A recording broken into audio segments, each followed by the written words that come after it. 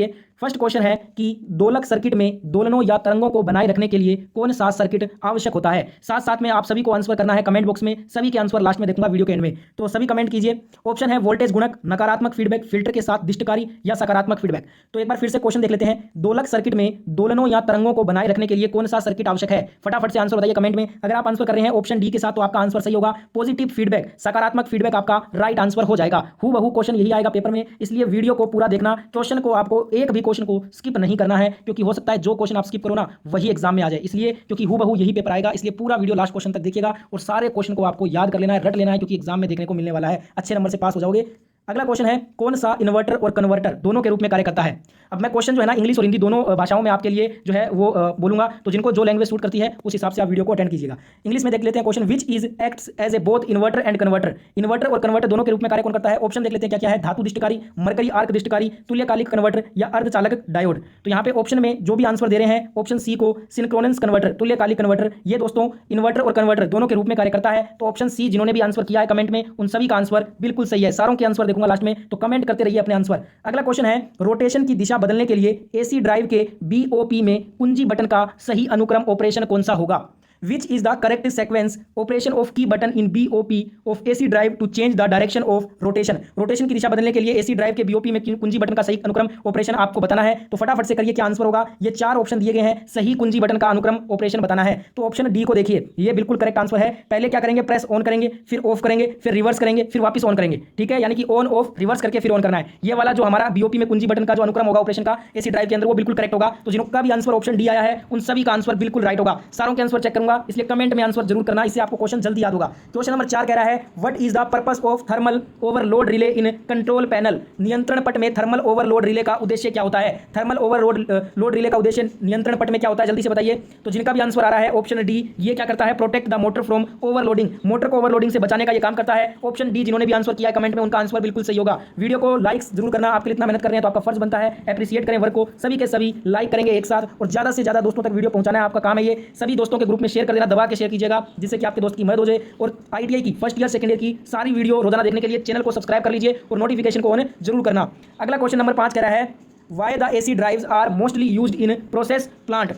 क्यों AC drive ज्यादातर प्रक्रिया संयंत्र में उपयोग किया जाता है। एसी ड्राइव ज्यादातर प्रक्रिया संयंत्र में उपयोग क्यों होता है ये बताना है आपको। 4 ऑप्शन आपके सामने है, फटाफट से आंसर बताइए। अगर आप आंसर ऑप्शन ए कर रहे हैं तो आपका आंसर बिल्कुल करेक्ट आंसर हो जाएगा। रख रखाव मुक्त लंबा जीवन के लिए एसी ड्राइव ज्यादातर प्रक्रिया संयंत्र में उपयोग होता है, क्योंकि इसमें मेंटेनेंस फ्री लॉन्ग लाइफ होता है। ऑप्शन ए आंसर जिन्होंने भी किया है उनका आंसर राइट होगा। अगला क्वेश्चन, वैक्यूम क्लीनर के लिए किस प्रकार की मोटर का उपयोग किया जाता है। Which type of motor is used for the vacuum cleaner. Vacuum cleaner के लिए हम कौन सी मोटर यूज करते हैं, तो आप कहोगे हम यूनिवर्सल मोटर यूज करते हैं। कौन सी मोटर यूज करते हैं, यूनिवर्सल मोटर। ऑप्शन सी जिन्होंने भी आंसर किया है कमेंट में उनका आंसर सही है। सभी के आंसर चेक कर रहा हूं लास्ट में, तो इसलिए आंसर जरूर कमेंट करेंगे साथ साथ में वीडियो के, इससे आपको सारे क्वेश्चन फटाफट याद हो जाएंगे अगर आप कमेंट में आंसर करोगे तो। अगला क्वेश्चन है एसी मोटर वाइंडिंग में आंतरिक ग्राउलर का उपयोग करके किस प्रकार का परीक्षण किया जाता है।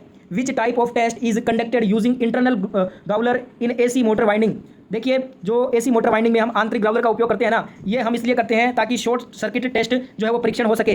किस टेस्ट को करने के लिए करते हैं, तो आप कहोगे शॉर्ट सर्किट टेस्ट को करने के लिए। तो ऑप्शन डी जिनका भी आंसर आ रहा है कमेंट में उनका आंसर बिल्कुल सही होगा।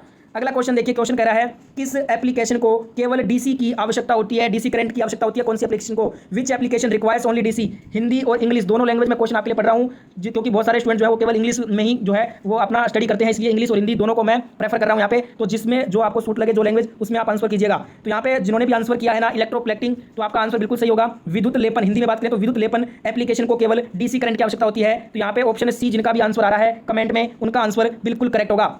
अगला क्वेश्चन यहाँ पे देखिए डायग्राम वाला क्वेश्चन, डायग्राम वाले क्वेश्चन आएंगे, ध्यान रखिएगा। जैसा कि चित्र में दिखाया गया है कुंडल का वाइंडिंग का क्या नाम है। यहाँ पे आपको वाइंडिंग दी गई है कुंडल में, इसका नाम बताना है। What is the name of the coil winding as shown in the figure. Figure देख लिया होगा आपने, तो ये कौन सा वाइंडिंग है, ये हीरे की जाली के आकार की कुंडल वाइंडिंग है, डायमंड मैश शेप्ड कोयल वाइंडिंग है ये। ऑप्शन ए जिनका भी आंसर आ रहा है ना उनका आंसर बिल्कुल सही होगा। अगला क्वेश्चन क्या कह रहा है, डायग्राम बेस्ड क्वेश्चन है फिर से। चित्र में दिखाए अनुसार प्रतीक का नाम, यहाँ पे डायग्राम देख लीजिए फटाफट से। What is the name of the symbol as shown in the figure. चित्र में दिखाए अनुसार प्रतीक, यहाँ पे जो प्रतीक है वो किसका प्रतीक है, तो आप कहोगे जेनर डायोड का है।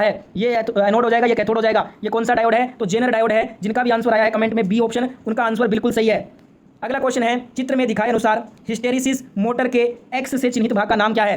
What is the name of the part marked as X हो hysteresis motor as shown in the figure. यहाँ पे चित्र में आपको हिस्टेरिसिस मोटर में एक यहाँ पे भाग एक्स के द्वारा निरूपित किया गया है। इस एक्स वाले भाग का नाम बताना है। तो एक्स वाले भाग का नाम क्या है? शेडिंग कुंडल है। बिल्कुल सही आंसर आ रहा है। जिनका भी आंसर बी आ रहा है ना, उनका आंसर बिल्कुल सही है। शेडिंग कुंडल is the right answer. Next question देखिए क्या बोल रहा है।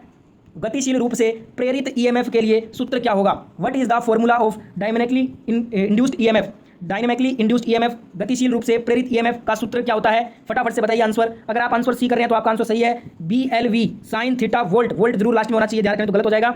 BLV साइन थीटा वोल्ट ये गतिशील रूप से प्रेरित ईएमएफ के लिए फॉर्मूला होता है। ऑप्शन सी जिन्होंने भी आंसर किया उनका आंसर बिल्कुल सही होगा। अगला क्वेश्चन क्या है आपसे, घरेलू वायरिंग सर्किट में स्विच और सुरक्षात्मक उपकरण के लिए किस सर्किट ब्रेकर का उपयोग किया जाता है? Which circuit breaker is used as a switch and protective device in the domestic wiring circuit? घरेलू वायरिंग सर्किट में स्विच और सुरक्षात्मक उपकरण के रूप में किस सर्किट ब्रेकर का उपयोग होता है? जल्दी से बताइए आंसर क्या होगा। तो अगर आप आंसर कर रहे हैं बी के साथ तो आपका आंसर करेक्ट हो जाएगा। मिनिएचर सर्किट ब्रेकर का हम यूज करते हैं घरेलू वायरिंग सर्किट में। स्विच और सुरक्षात्मक के लिए हम मिनिएचर सर्किट ब्रेकर का यूज करते हैं। ऑप्शन बी यहाँ पे जो भी आंसर दिए हैं उनका आंसर बिल्कुल सही होगा। अगला क्वेश्चन है दोस्तों, क्वेश्चन देखिए, एसी पावर ट्रांसमिशन का फायदा बताना है। What is the advantage of AC power transmission? AC power transmission का फायदा बताइए कमेंट बॉक्स में, कौन सा आंसर होगा जल्दी से। तो अगर आप डी आंसर कर रहे हैं तो आपका आंसर सही है। ये वोल्टेज को स्टेप अप किया जा सकता है और आसानी से स्टेप डाउन किया जा सकता है। डीसी में आपको पता होगा जो है ना वोल्टेज को स्टेप अप नहीं किया जा सकता, वहीं एसी पावर ट्रांसमिशन का सबसे फायदा यही है कि इसकी वोल्टेज को हम कभी भी कितना भी स्टेप अप कर सकते हैं और उसको वापस आसानी से स्टेप डाउन भी कर सकते हैं। स्टेप अप और स्टेप डाउन दोनों किया जा सकता है, इसलिए एसी पावर ट्रांसमिशन फायदेमंद होती है। ऑप्शन यहाँ पे डी जिन्होंने भी आंसर दिया है उन सभी का आंसर बिल्कुल राइट होगा। अगला क्वेश्चन में बोला गया आपसे, एसी मोटर के स्टेटर में कुल विद्युत डिग्री की गणना करने के लिए किस सूत्र का उपयोग किया जाता है? Which formula is used to calculate the total electrical degree in stator of an AC motor?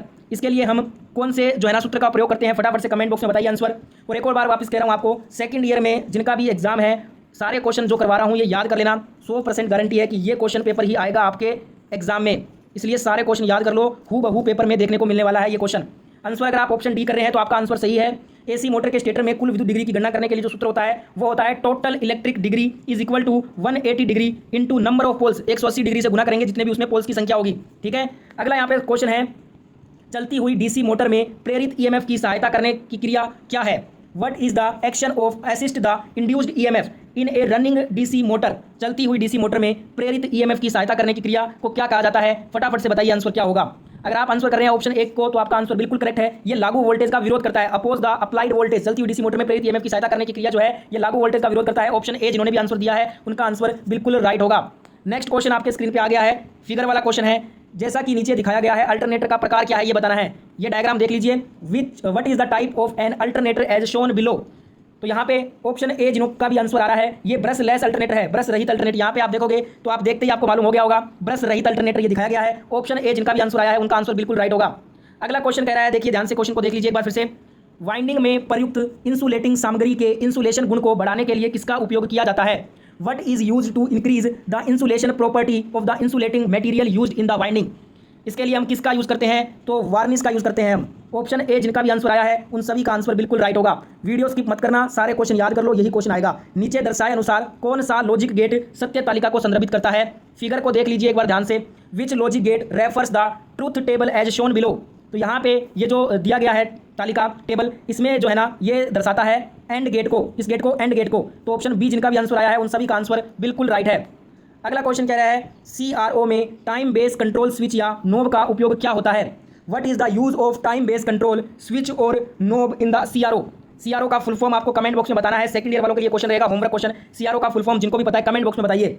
CRO में टाइम बेस कंट्रोल स्विच या नोब का उपयोग हम इसलिए करते हैं ताकि स्वीप स्पीड का चयन किया जा सके। ऑप्शन डी जिन्होंने भी आंसर दिया है उन सभी का आंसर ये बिल्कुल सही होगा।